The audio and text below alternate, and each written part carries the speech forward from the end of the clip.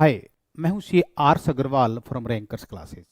आप जानते हैं सिविल सर्विसेज की तैयारी में अराउंड 5 लाख कैंडिडेट अपेयर होते हैं और अराउंड 1000 कैंडिडेट्स फाइनली सिलेक्ट होते हैं। कहने का मतलब है 99.8% कैंडिडेट्स सिलेक्ट नहीं होते हैं और ये डाटा हर एक ईयर का है।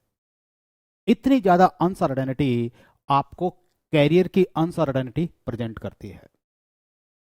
आपको एक बात समझनी पड़ेगी, आपकी लाइफ और सिविल सर्विसेज दोनों बहुत ज़्यादा मैच नहीं करते। हमारी लाइफ को हमेशा इस लेवल पे रखना चाहिए और सिविल सर्विसेज या कोई भी ऑक्यूपेशन हो वो सिर्फ एक रास्ता है, वो लाइफ नहीं है।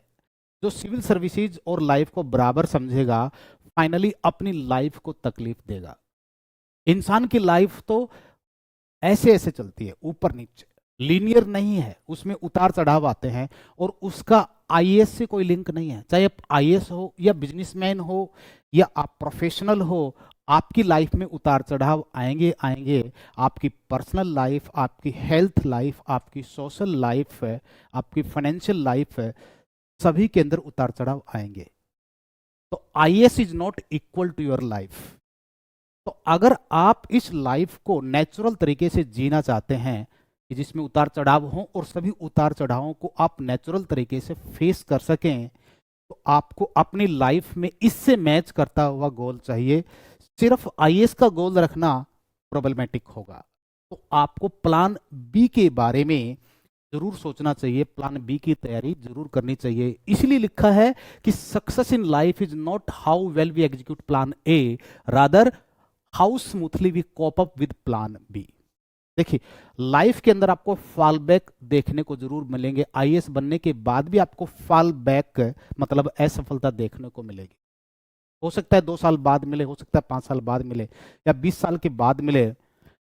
जीते जी अगर आपको कोई असफलता मिलती है तो फॉल बैक के लिए आपके पास ऑप्शन होना ही होना चाहिए और ये ऑप्शन आज भी होना चाहिए। इसलिए आज मैं बात करूंगा प्लान बी की। सिविल सर्विसेज में सक्सेस के लिए और लाइफ में हैप्पीनेस के लिए आपके पास प्लान बी जरूर होना चाहिए। प्लान बी कॉमर्स कैंडिडेट्स के लिए मैं बताने जा रहा हूं। अगर आपके पेरेंट्स का अपना बिजनेस है तो मैं कहता हूं आपके लिए प्लान बी बिल्कुल आसान है। आप सिर्फ ये टारगेट रखिए कि या तो मुझे आईएएस बनना है या मुझे अपने पेरेंट्स का बिजनेस रन करना है। पहले ही दिन से आप इसके बारे में प्लानिंग कीजिए कि मुझे फादर का बिजनेस ज्वाइन करना है। आईएएस के लिए मैं अपना 100% दूंगा, 200% दूंगा। लेकिन अगर फॉल बैक हुआ तो मुझे पेरेंट्स का बिजनेस ज्वाइन करना है। अगर बिजनेस अच्छा है, ठीक ठाक है, तो मैं कहूंगा आपको दूसरी प्लान बी के बारे में नहीं सोचना चाहिए। जनरली सेल्फ बिजनेस में इंटरेस्ट की कमी होती है, लेकिन जब आपकी लाइफ 40-50 को क्रॉस करती है तब आप फ्लेक्सिबिलिटी चाहते हैं, आप फ्रीडम चाहते हैं, वो आपको अपने बिजनेस में मिलती है। राइट, ये फ्लेक्सिबल है, इसमें डे 1 से आपको इनकम का सपोर्ट मिलेगा। और इसकी तैयारी कैसे करें? इसकी तैयारी के लिए आप अकाउंटिंग को सीख सकते हैं, डिजिटाइज कर सकते हैं अपने बिजनेस को, लोकल नेटवर्किंग कर सकते हैं। कहने का मतलब है कि पहले दिन से ही आप अपने पेरेंट्स को सपोर्ट कर सकते हैं। इसका मतलब ये नहीं कि पूरे दिन आपको शॉप पर बैठना है या शोरूम में बैठना है। आप संडे टू संडे टाइम लगाइए, मंडे टू मंडे टाइम लगाइए या डेली 1 घंटा लगाइए। या आपके कॉमर्स से मैच करती हुई जो चीज़ें हैं, फाइनेंशियल मैनेजमेंट है, तो फाइनेंसिस को इंप्रूव कीजिए।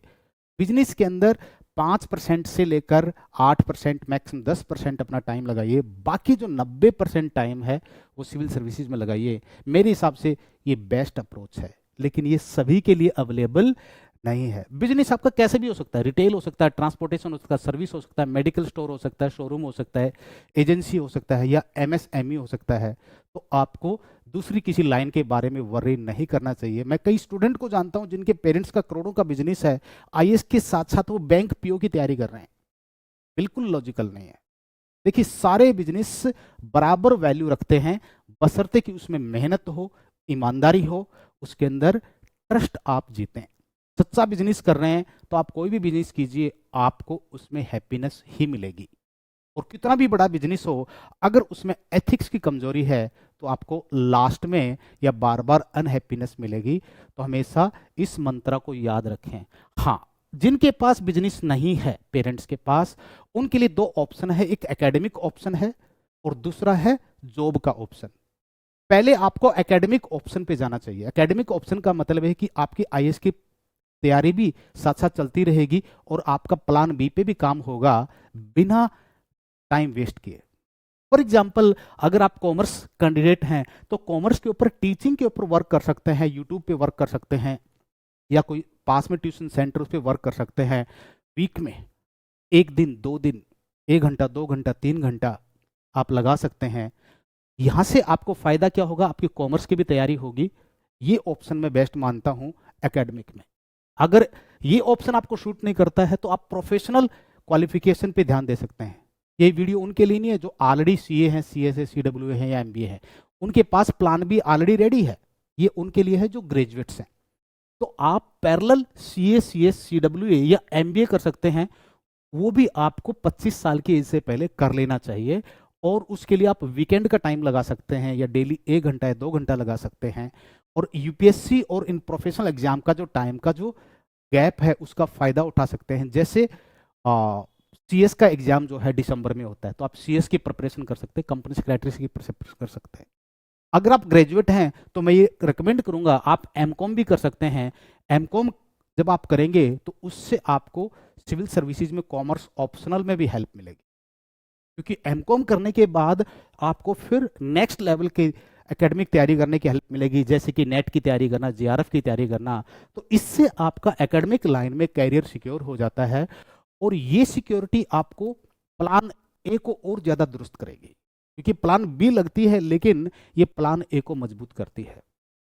हाँ, अगर आपके पास ये ऑप्शन नहीं है या इसमें इंटरेस्ट नहीं है, अगर अर्निंग की ज़रूरत है, तो फिर जॉब बेस्ड ऑप्शंस हैं।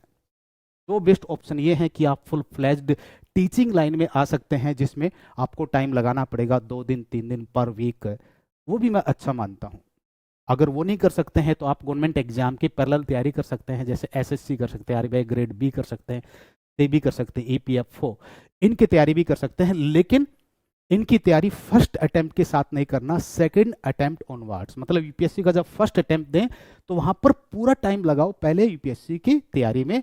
सेकंड अटेम्प्ट जब आप दें तो उसमें आपके पास यूपीएससी का प्रिपरेशन का प्रेशर कम होगा, तब आप इनमें से कोई और ऑप्शन एक्सरसाइज कर सकते हैं। आपको पता है कि गवर्नमेंट एग्जाम में तैयारी के लिए आपको अपना क्वांट, इंग्लिश, रीजनिंग वगैरह मजबूत करना पड़ेगा, वो आपको सीसेट में भी करना पड़ेगा।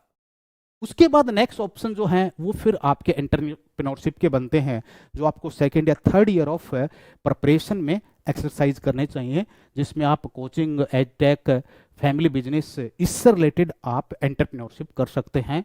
डेफिनेटली आपको यहाँ पर अपने सब्जेक्ट की नॉलेज बहुत काम आएगी, खासकर कॉमर्स की नॉलेज काम आएगी, पेपर 1, पेपर 2। काफ़ी बार मुझे लगता है कि कॉमर्स ऐसा बैकग्राउंड है जिसमें जॉब अपॉर्चुनिटीज, बिजनेस अपॉर्चुनिटीज सबसे ज़्यादा हैं, क्योंकि इसकी अकाउंटिंग एस्पेक्ट और कॉमर्स एस्पेक्ट मैच करता है। और इसके अलावा फ्रीलांसर के रूप में भी काम कर सकते हैं। आज के दिन यूट्यूब के ऊपर, आज के दिन ऑनलाइन काफ़ी क्रिएटिव वर्क अवेलेबल है। चाहे आप इन्फ्लुएंसर बन सकते हैं, आप कंटेंट प्रोवाइड कर सकते हैं, कोचिंग बिजनेस को कंटेंट प्रोवाइड कर सकते हैं। तो ये कुछ ऑप्शंस हैं ग्रेजुएट्स के लिए। तो मैं कहूँगा कि आप प्लान बी के बारे में ज़रूर सोचिए। अगर प्लान बी के बारे में आप सोचकर साथ साथ चलते हैं तो ध्यान रखें कंफ्यूजन में न पड़े। ये ना सोचें कि मैं 2 घोड़ों पर पैर रखा हुआ हूँ, ऐसा नहीं है। आप डेली 1 घंटा लगाएं, 2 घंटा लगाएं, या एक वीक में 1 या 2 दिन लगाएं। और बाकी जब आप टाइम अपना सिविल सर्विसेज में लगाएं 80%, 90%, तो आप निश्चिंत होकर 80-90% टाइम लगाइए। जैसे मैंने देखा है जो कैंडिडेट प्रोफेशनल्स होते हैं उनके सक्सेस के चांस बढ़ जाते हैं। इसलिए नहीं कि उनकी नॉलेज ज़्यादा है, इसलिए कि वो सेफ फील करते हैं। सेफ फील करने के बाद उनको ये नहीं लगता कि मुझे जो है अगर मैं फेल हो जाता हूँ तो कोई प्रॉब्लम आएगी, वो नहीं आएगी। तो आप प्लान बी के साथ साथ काम कीजिए, आप निश्चिंत रहेंगे। निश्चिंत रहेंगे तो आपकी प्लान ए की तैयारी अच्छी हो पाएगी।